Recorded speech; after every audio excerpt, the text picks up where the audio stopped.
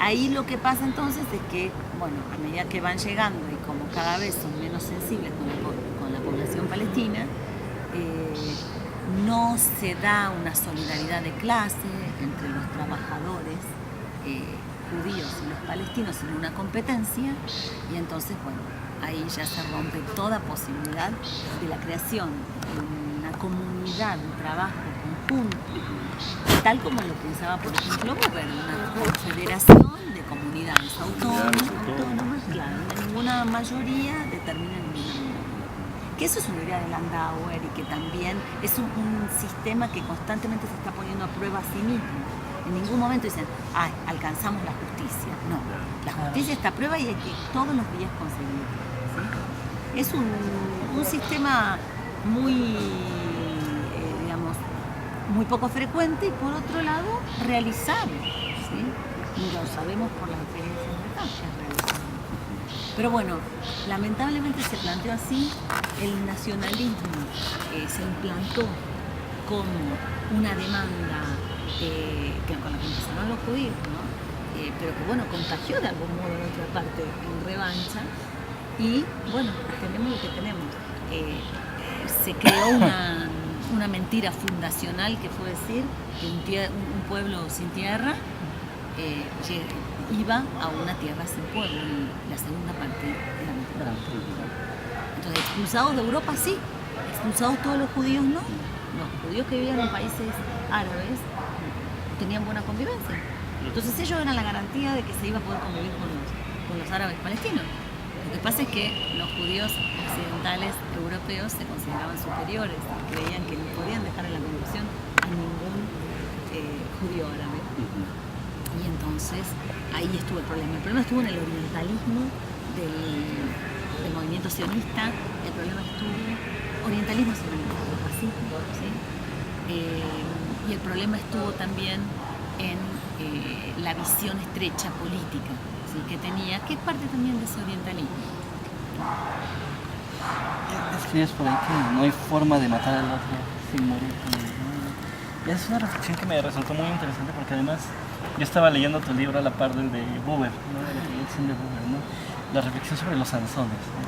Sí. Un punto que a mí me llama muchísimo la atención. Claro. Que nos hablabas un poco de eso.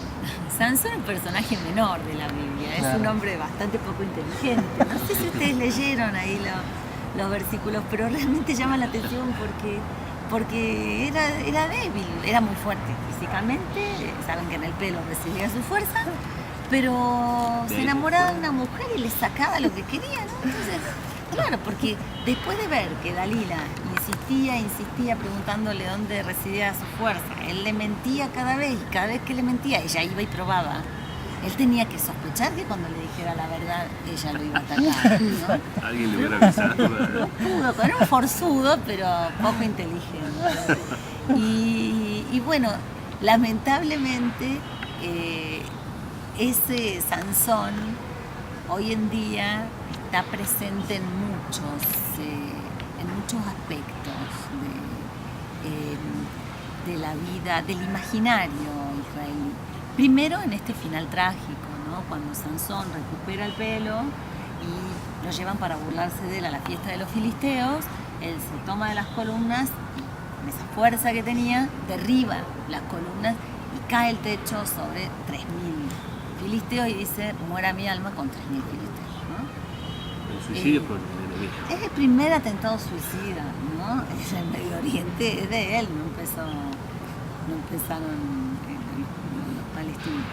Pero por un lado es eso, por otro lado, bueno, vemos cómo vuelve de manera bastante perversa. Tenemos ahí un dato que da Abraham Burr, que dice que Sansón es el nombre de una de las unidades de élite del ejército, de estas que se infiltraban en Gaza, porque todo esto ocurre en Gaza, lo de Sansón, entonces ahora es como más fuerte también eso. Se infiltran en Gaza ¿qué significa Sansón? Significa el atentado suicida. Eso. El sacrificio en nombre de la causa mayor. Claro. Ahora, ¿qué hace, me pregunto yo, que cuando se defiende la la política del Estado de Israel, los judíos que lo defienden. O sea, yo por amor escribo mi libro, por amor a la lengua hebrea, por amor a un proyecto que pudo ser un proyecto de justicia, pero que desde el principio se envenenó con su orientalismo.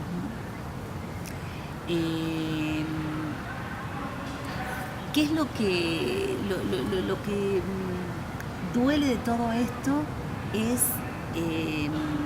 que cuando se defiende aparentemente a Israel, y vamos a ir sobre el tema de la traición que habían hablado antes, ¿no? Parece que ser fiel es defender esa política suicida y ser un traidor es criticarla.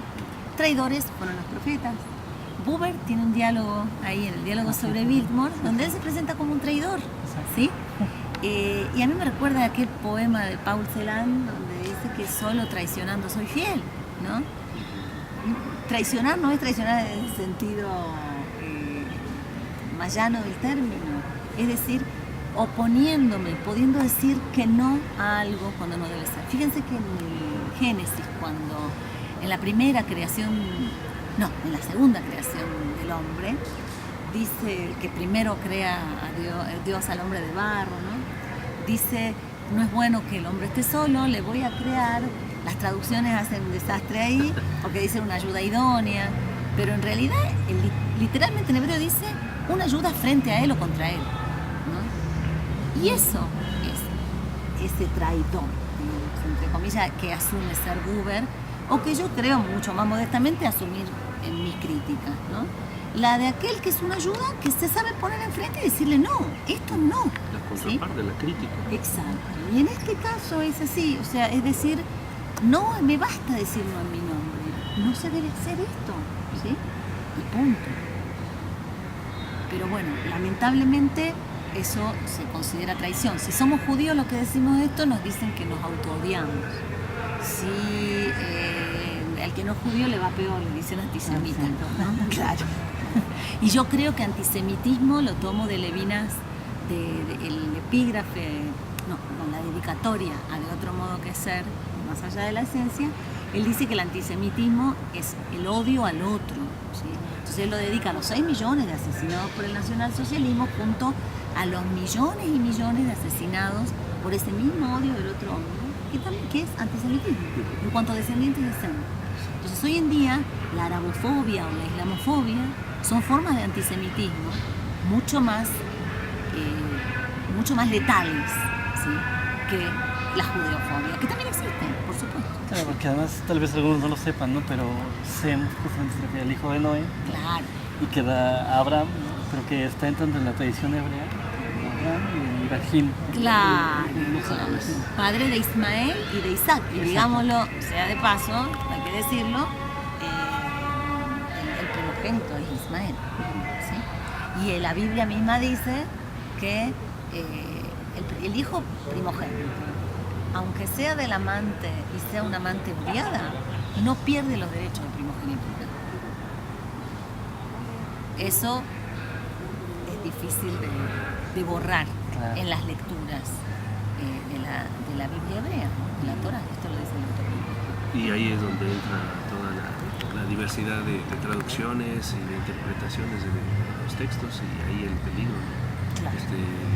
Hannah, me parece, Hannah Arendt es la que menciona que un pueblo que presume de una relación privilegiada con Dios está insertando un punto de fanatismo. Y lo que pasa es que también, otra vez, es como cuando hablábamos al principio de una lengua que es una constitución. A veces en la traducción, ¿sí?, traductores, traditores, ¿sí?, la traducción flagrantemente desvía el sentido original. Pueblo elegido en el sentido de responsable de legar y practicar, por sobre todo, en primer lugar, todas esas leyes morales y sociales que son tan exigentes, al punto de que, leído correctamente, no matarás, no basta con abstenerse de matar a otro, sino que es la obligación de que el otro viva. Y eso es mucho más exigente. Entonces, ser pueblo elegido en ese sentido no da nunca esto que advierte Arendt, pero Arendt tiene razón. O sea, es leído al modo en que lo leyó el antisemitismo. Es muy, muy impresionante y eso se va demostrando. Cómo el sionismo se incorpora en él elementos antisemitas. ¿Por qué pensar que la diáspora del pueblo, que el exilio es anomalía? Eso lo dicen los antisemitas.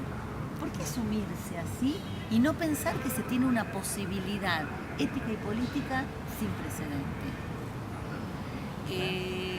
Eso se discutió en el siglo XIX, pero bueno, triunfó de manera hegemónica y amenazando a todos los que no apañaran y apoyaran este tipo de visión como traidores, que se autoodian, etc. Pero hoy más que nunca se hace necesario elevar una voz también de la religión. Entonces, por ejemplo, yo creo que esta vez mucho más que en el 2012 circularon voces judías en contra del genocidio. Ya directamente se lo llama así, porque tiene todas las características del genocidio. Y recuerdo que en algún momento comentaba, ¿no? que ni siquiera pueden ser comparables, ¿no? Cosa que toman muchos como arma, ¿no? Comparar los genocidios. Claro, No, porque la Shoah es única, claro, porque cada genocidio es único. Claro. O el de los indígenas, ¿no? ¿Sí? En fin, todos los genocidios que conoció el siglo pasado, ¿no es cierto? Bueno, actualmente hay que reconocer que se está cometiendo un genocidio, tiene todas las características del genocidio. Y ahorita que tocamos un poco el punto de la traducción, ahí hay una labor importante, ¿no? De Silvana, ¿no? ¿Cuál es la clase de labor que tiene frente al reto que tiene entonces este traductor en estas circunstancias? Claro, eso es muy interesante porque yo traduje varios libros del francés. Algunos me han apasionado, como aquel de Hélène Cixous, que se llamaba Fotos de Raíces, así. Era un libro que me tenía completamente entregada a él. Yo me despertaba en la noche, dormía lo necesario, nada más me despertaba ya para seguir traduciendo en una necesidad. Es como que te atacan las 4 locuras platónicas, ¿no? Sí, la poética, la mistérica, la erótica y la profética, todo. Pero en el caso de la traducción del libro de Buber, yo ya llegué, claro, rayando un poco en la locura de los cabalistas, que piensan que tal performatividad tienen las palabras, que una palabra puede abrir los caminos de paz o cerrarlos. Entonces yo sentí esa responsabilidad con el texto de Buber, muy grande, y tomé como base, porque como son los textos originales son de distintas lenguas, yo tomé como base la versión hebrea. De hecho,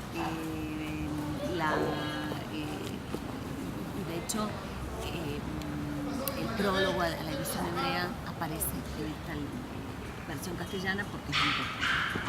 Pero tuve que ir comparando, todo el tiempo estoy comparando con la versión inglesa, francesa y alemana. Y fue muy interesante lo que pasó porque bueno, me encontré al comparar que había partes que faltaban en una, o avisándole al editor, mira, pasó esto, aquí en esta y esta edición dices esto, pero en esta otra aparece esto otro, ¿qué pongo aquí? Y él estaba sorprendido de esa diferencia, ¿no? Le llamó mucho la atención. Entonces, porque fue así como de un cuidado máximo, sentí la responsabilidad más grande de que una palabra podía abrir el camino para la paz o podía ocluirlo para siempre, ¿no? Entonces ahí creo que fue cuando más atacada por las locuras platónicas estuve. De estas locuras habla Platón en fe. Sí. Nada más me doy un punto más aquí de la traducción, porque es que eso no lo olvido. En el primer curso que tomé contigo nos decías que incluso esa traducción de Caín, ¿no? O sea, Caín cuando dice que no, bueno, cuando pregunta si era el guardián de su hermano, ¿no? O sea, todas las variantes que Dios hay, ¿no? Y cómo se interpretaba la fecha, ¿no? Que tú nos decías que lo estaba preguntando de manera honesta, ¿no? Ay, Caín es un personaje que a mí me es especialmente querido, porque para mí condenar a Caín es como la cosa más fácil, es así la típica actitud de ver la paja en el ojo ajeno, ¿no? Entonces, para esa época yo tenía un taller donde habíamos hecho un ejercicio, trajimos distintas versiones de la Biblia y en el Génesis capítulo 4, versículo 8, dice, en nuestras traducciones suele decir, y Caín le dijo a Abel, vayamos al campo, y cuando estaba en el campo lo mató. Pero resulta que el hebreo dice, y dijo Caín a Abel, y no dice lo que le dijo, y dice, bueno, cuando estaban en el campo se levantó y lo mató. Pero no dice qué le dijo. ¿Qué le dijo? Imagínate que el traductor a todas las otras lenguas, todos los traductores están diciendo, Caín premeditó el asesinato, sí, lo invitó para saber. Y en realidad no sabemos qué le dijo. Entonces eso es lo primero. Aquel ejercicio fue muy lindo. Yo había dado como ejercicio a los estudiantes que le presten la pluma al filósofo o al autor que estaban trabajando y que se imaginen cómo iba a explicar ese silencio su autor. Había un muchacho, Daniel Stern, que puso, él inventó, ¿no? un discurso de Freud ante la Brit, donde Freud decía es que se levantó para abrazarlo. El odio de él era con Adán, no era con Abel. Se levantó para abrazarlo y como no sabía lo que era matar, lo mató, ¿no? O sea, con la fuerza. Y viene lo otro que tú dices. Cuando Dios le pregunta a Caín, ¿dónde está tu hermano? Él le contesta, ¿soy acaso guardián de mi hermano? Que siempre se lee también este perverso de Caín. Primero le invita para matarlo, después le contesta esto a Dios, es un cínico. Y a lo mejor lo preguntaba en serio, tampoco lo sabemos. Dar esa chance, eso es un acto heterónomo. El hecho de no ir a sojuzgar el texto, sino correrse, ¿sí? Como dice el término cabalístico, contraerse para dar lugar a que lo otro nos sorprenda. Y fíjate lo que pasó con este versículo, que previo a este último ataque de Israel a Gaza, todo esto se arma a partir que 3 jóvenes judíos de los asentamientos estaban en la zona de Cisjordania y lo secuestraron. Todo parece indicar, ya hay pruebas de eso, que el gobierno de Israel supo inmediatamente que esos jóvenes habían sido asesinados, pero montó una operación, ya para usarlo políticamente, monta una operación que se llama, ¿sabes cómo? Guardián de mi hermano, guardián del hermano se llama. Y en esta operación, guardián del hermano, durante 2 semanas, aun cuando sabían que ya habían sido asesinados, para la opinión pública empezaron a buscarlos, ¿no? Porque no se sabía si estaban o no con vida. Esto permitió que 500 de los 1000 prisioneros de Hamas que había liberado Israel previamente, y por lo que había habido una tregua tan larga, ¿sí? Desde el 2012, fueran vueltos a la cárcel en Israel. Y se llamó Guardián del hermano. Que es a lo que te refieres mucho con los usos militares, ¿no? Exacto. Bueno, por ahí menciona, ¿no? Que la Biblia evocada desde la soberbia puede ser un arma para sojuzgar al otro. Exacto.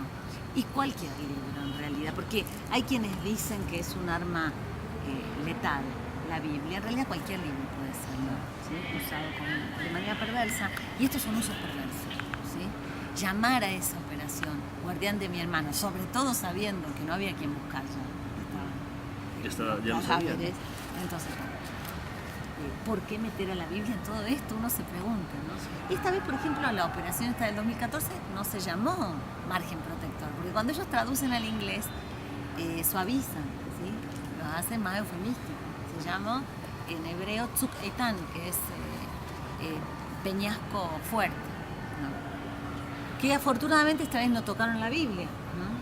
Pero claro, obviamente tiene connotaciones divinas importantes, pero no tocó a la Biblia como si lo fue la del 2012, que se llamó columna de nube, ¿no? Sí, columna de nube. Fíjense, eso remite al Éxodo, cuando los judíos salen de Egipto, Dios los acompaña por el desierto durante el día con una columna de nube para que no se calcinen, ¿no? y durante la noche con una de fuego para que tengan calor porque hace mucho frío. Entonces se llamó columna de nube. O sea, qué atribución divina, ¿no? Claro. Como nosotros estamos protegidos por Dios. Y en realidad lo que era un ataque con fuego brutal, ¿no? Ese ataque teledirigido, ¿no? Con fósforo. La del 2009, es decir, con fósforo y ya no sé exactamente el 2012. Esta vez probaron otras armas